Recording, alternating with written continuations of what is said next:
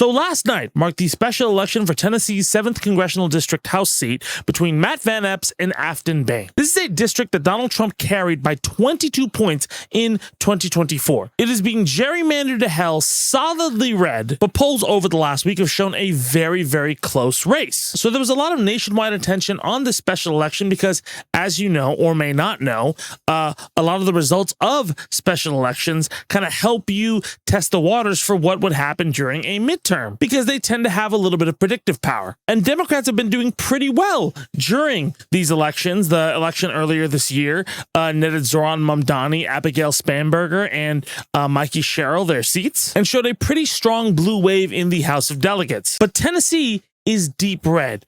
Could, by any sort of miracle, Democrats pull off an upset here? Well, the results rolled in pretty quickly last night. Turns out Afton Bain lost to Matt Van Epps by 9 points. What's 9 minus 22? I need you to understand something. In 2018, the last major blue wave, the Democratic margin of victory was D plus 8.6. This is D plus 13. I cannot stress how insane of a result this is in Tennessee. 13 points is gargantuan, and I will say, Van Epps wasn't just twiddling his thumbs here. He did a lot of strong work and made up quite a bit of ground from where he was about a week or so ago. 9 points is a pretty modest victory and nothing to slouch at.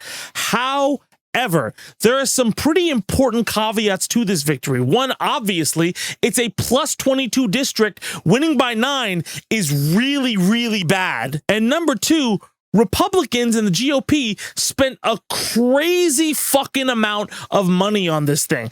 I was looking around to see what the early chatter was on the vote, and this is immediately what I saw when I opened up social media platforms.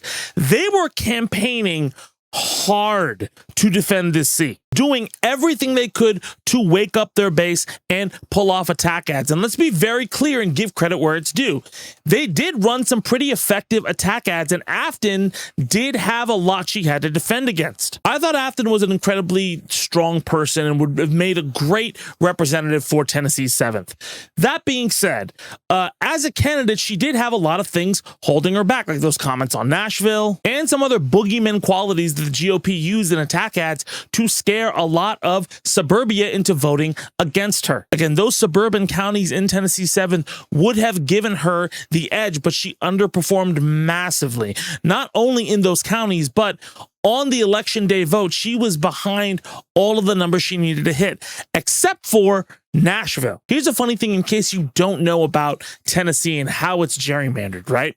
Nashville is a giant blue like epicenter, right? Like the reason you see a bunch of blue dots in that sea of red across the United States is those are the populous epicenters. There's giant cities, right, with a huge population. So those blue dots aren't dots, they're huge clusters kind of in the same place of people. But the thing about Nashville is that it was actually split into 3 amongst 3 different congressional districts to pretty much eliminate the Democratic power there. One giant district with a blue epicenter is going to net you a blue candidate. However, if you split that in 3 and dull that power, well, then no parts of that epicenter are going to beat whatever district they're in because statistically they just don't have the numbers. That's the most textbook case of fucking immoral gerrymandering you can get in politics. But look, all that to say, with Benny Johnson saying, haha,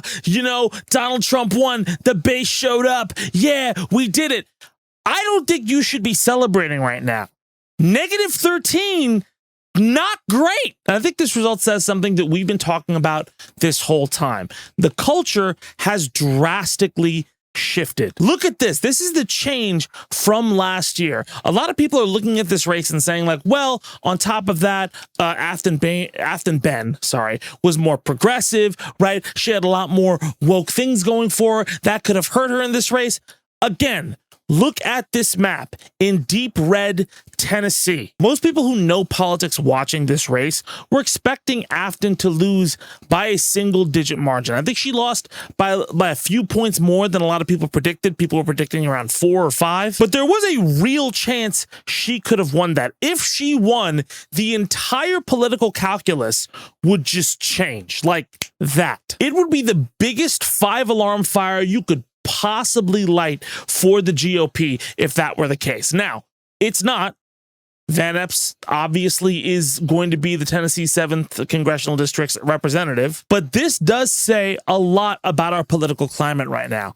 How badly Donald Trump is a drag on the Republican Party, how in danger their majorities and their seats are, and how even with all of the money and the defense on their seats and awakening their base, which they absolutely did in this race, they still saw a shift of 13 points. Not every race in the midterm is going to get that special all hands on deck, pour money into it to make sure you protect your majority. And not all races are going to have the attention or the swings that this one did. But I cannot stress enough what I've been saying this whole time, and what I said a few months ago when people were really scared about the generic ballot for Democrats, all right?